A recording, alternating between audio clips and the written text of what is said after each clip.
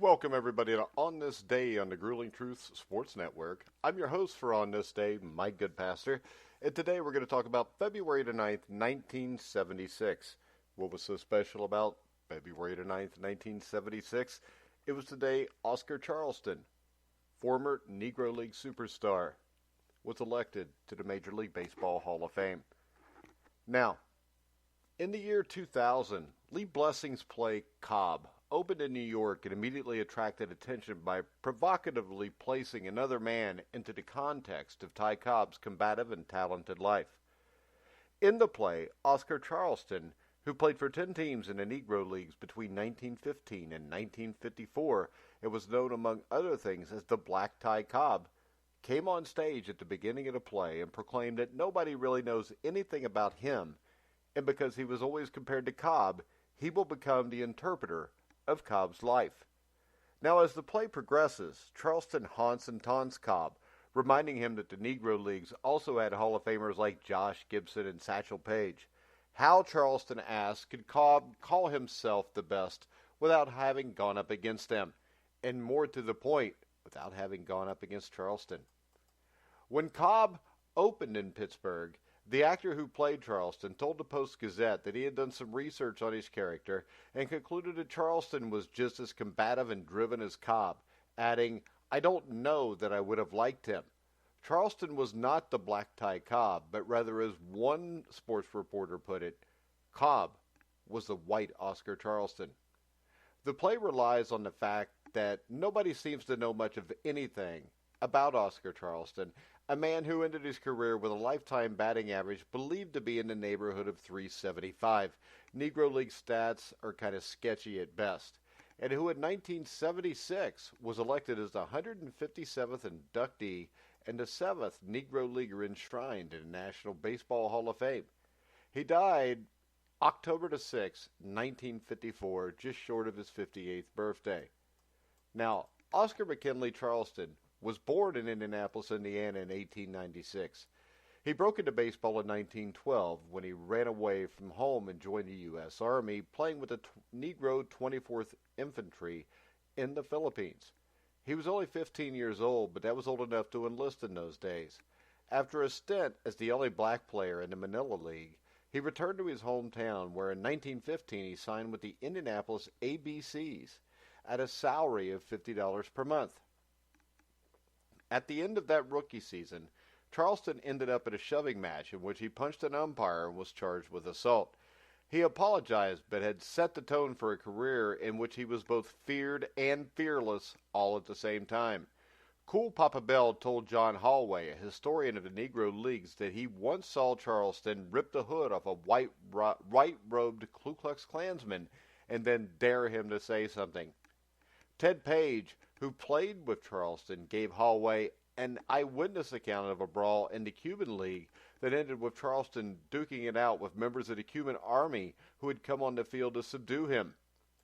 There was a dozen or more soldiers, Page recalled, and he stretched them all over the park, just laying them out. At 6'1", 180 pounds, left-handed power hitter, and a speed demon, Charleston played so shallow in center field that opponents accused him of being a fifth infielder. On an Army track team in the Philippines, he once clocked 23 seconds in a 220-yard dash. In addition to his ability to stop a ball hit over his head, he ranged far to his left and right, enabling the other outfielders to play closer to the foul lines. Oscar was the only player I've ever seen who could turn twice while chasing a fly and then take it over his shoulder, said teammate Elwood Bingo DeMoss. He had an uncanny knowledge of judging fly balls. Upon Charleston's election to the Hall of Fame, his sister recalled one catch that was so spectacular the game had to be stopped while Charleston picked up money thrown onto the field by grateful fans. Bell said that when Charleston had the opportunity, he would catch the ball acrobatically, doing flat backflips even before making routine catches. The powerful, sharp-eyed Charleston hit for both average and distance, and while always dangerous, he was at his best in the clutch. He was also a star in the Cuban League Winter Ball, which he played annually from 1920 through 1930. These stints served to make him an almost mythic figure in Latin America with huge followings in Cuba and Venezuela. Occasionally, during his prime playing years, the color bar was lowered enough to allow the Negro Leaguers to face major league teams in exhibition series or as barnstormers. In games played in the States or in Latin America, Charleston batted .318 with 11 home runs in 53 games against major leaguers. In a 5-game series against the Cardinals in 1921 alone, he hit 5 home runs and batted .458.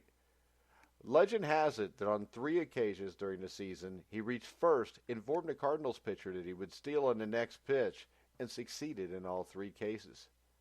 Now, although Charleston played against many of his white contemporaries in the Hall of Fame, there were some who opted out of a chance to play against his teams.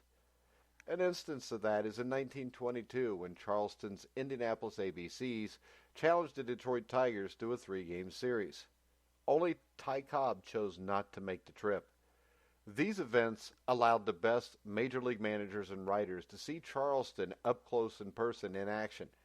John McGraw, the legendary New York Giants manager from 1903 to 1933, once said, "If Oscar Charleston isn't the greatest ball player in the world, then I'm no judge of baseball talent."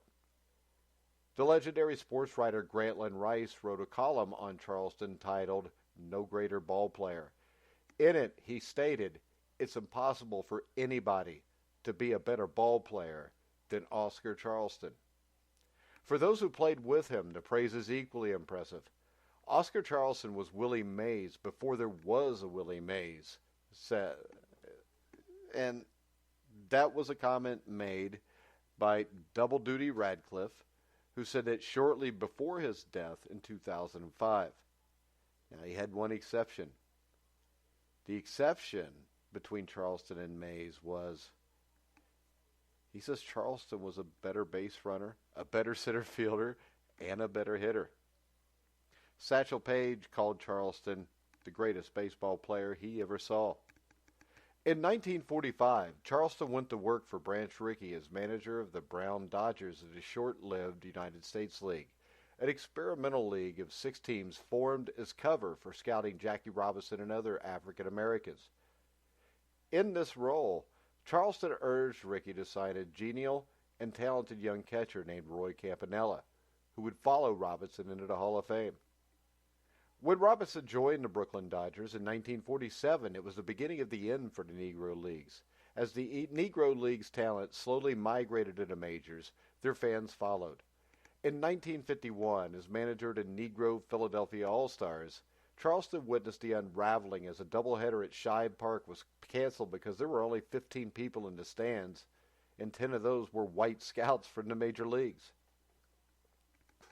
Charleston's last job was as manager in 1954 of the Indianapolis Clowns, a barnstorming remnant of the Negro Leagues that had sent Hank Aaron to the Boston Braves 2 years earlier.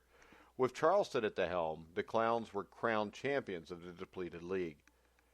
Charleston died of a heart attack and stroke that October. John Hallway noted that Charleston's death, like his life, went virtually unreported in the white press, which remained to the end almost thoroughly ignorant of the man who may have been the greatest baseball player of all time. Recognition over the last few decades has been slowly coming. In 1999, a panel's vote for an all-20th century baseball team ranked Charleston 30th out of 34 outfielders. But in his new baseball historical abstract, last published almost 2 decades ago, Bill James, the man who has given new dimensions to the gathering and interpretation of baseball numbers, ranked Charleston as the 4th best player of all time, after Babe Ruth, Honus Wagner, and Willie Mays. In discussing center fielders, James says that Charleston put 2 great center fielders together, combining Willie Mays' grace and athleticism and the upper body strength of Mickey Mantle. And who was right behind Charleston in James's book? None other than Ty Cobb. So on this day, the legendary Oscar Charleston, a man whose story is so much ignored when it shouldn't be, was elected to the Major League Baseball Hall of Fame in 1976. So, make sure you check out On This Day, Every Day on the Grueling Truth Sports Network. You can follow me at Grueling Truth, and you can hear us anywhere podcasts are found. So for now, this has been Mike Goodpaster. You've been listening to The Grueling Truth, where the legends speak.